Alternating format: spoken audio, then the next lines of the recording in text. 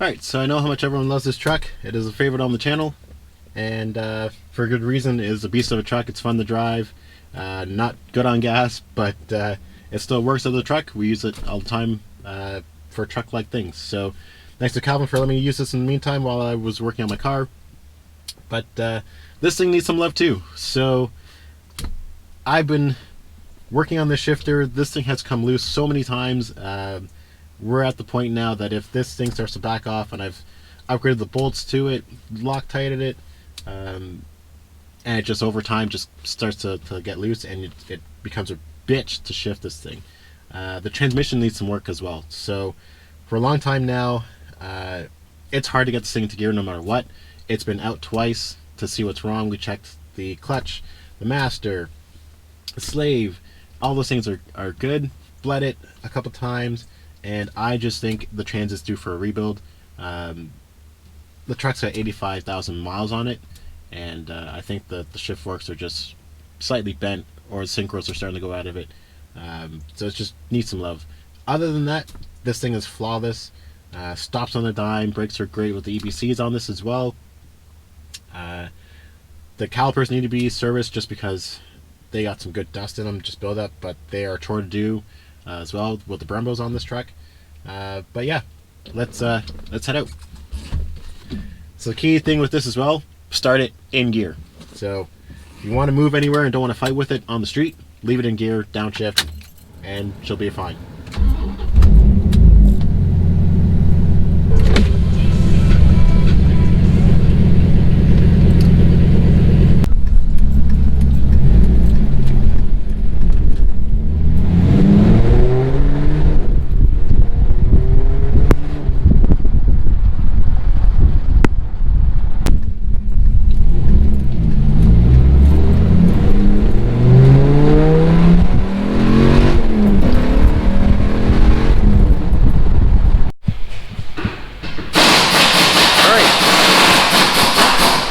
Day two, we are working on the car. So got it all fired up, all bled, car's running great, moves around, and as we backed off the hoist, we had a lovely line of oil. So just stepping outside here. So what had happened is the rear main seal, or either the timing cover or the rear cover, is leaking, unfortunately. So we are now taking the transmission back out and going to see where it's leaking from and fix it and put it all right back together. So that's where we stand, but hopefully in a couple hours this will be done. No more leaks, and I can really start to see if anything else pops up. But we're almost about to get the trans out, valves slaving away, and I'll catch back up with you guys afterwards. Alright, so as Val's working away on the transmission and getting that out,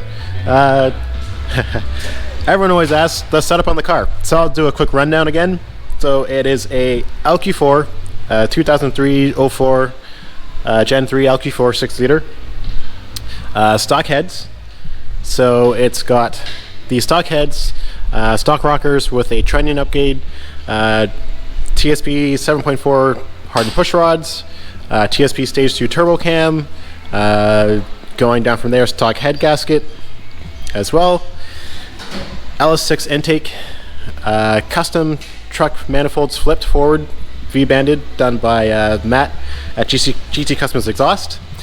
From there, it's an On3 turbo. It's the 84 millimeter billet turbo with a 75 extruder. From there, bottom end, so still stock sleeves. I have forged DSS Racing pistons in it, pistons and rods, stock crank as well. And then from there, T56 with the Monster Stage 2 twin disc clutch, followed by, there is no muff or no cat on this car, so just straight 3-inch exhaust going back, upgraded drive shaft, and a Dana S60 rear that I got from Midwest Chassis. And car wise on the brakes, we have LS1 front brakes, LT1 rear brakes. It's a 355 gear and a GMMG muffler as well. I got 2 cutouts on the car, so 1 4-inch at the back here, and then the fender exit as well. That's activated by a loud valve at about 3 or 4 pounds of boost. Reason why I have this exhaust set up this way is because of the turbo. So the turbo's got a 3-inch exhaust outlet. It's not enough for this setup. So I do have a lot of issues with back pressure. So with that, I try to exit exhaust as much as I can where I can to make the turbo happy. So unfortunately, I can't get a nice 4-inch to dump easily on this car, and it is a street car. I try to keep it pretty shitty looking so that it's not as obvious that it's making the power it is. But it does hurt me in the long run of making power. So this thing hits torque peak very early compared to most setups. A lot of guys run a lot of top end power and make a lot of jam that way. I run out of steam at about 6 grand. So I'm shifting pretty early. I don't rev the car out to 66 or 67. So you'll hardly ever see my shift light come on because I just don't need to go that high in the RPM to make the jam that I'm making. So I run to about 61 in shift to keep it at the peak torque. So ideally, this car needs a T6 turbo with a 4 or 5-inch exhaust out, and that would make some pretty good steam. Right now, or last time the car was dynoed, it made 770 at about 19 pounds of boost. I've never run it that high after that. I've kept it around the 16, 18 pounds,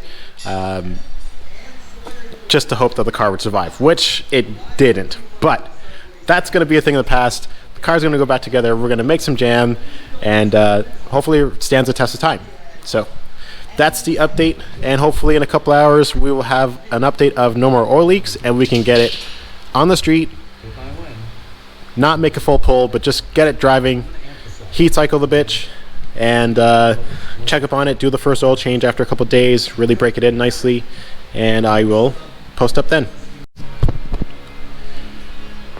Alright, so we got the car back in the air. Val's working on the flywheel right now. Changed the seal. We started up without the transmission, let it run for about a minute or two just to see if anything leaked. No leaks, so we're putting it back together. And now we're doing a rear diff change that I should have done a year ago, but it's okay. Now it's properly broken in.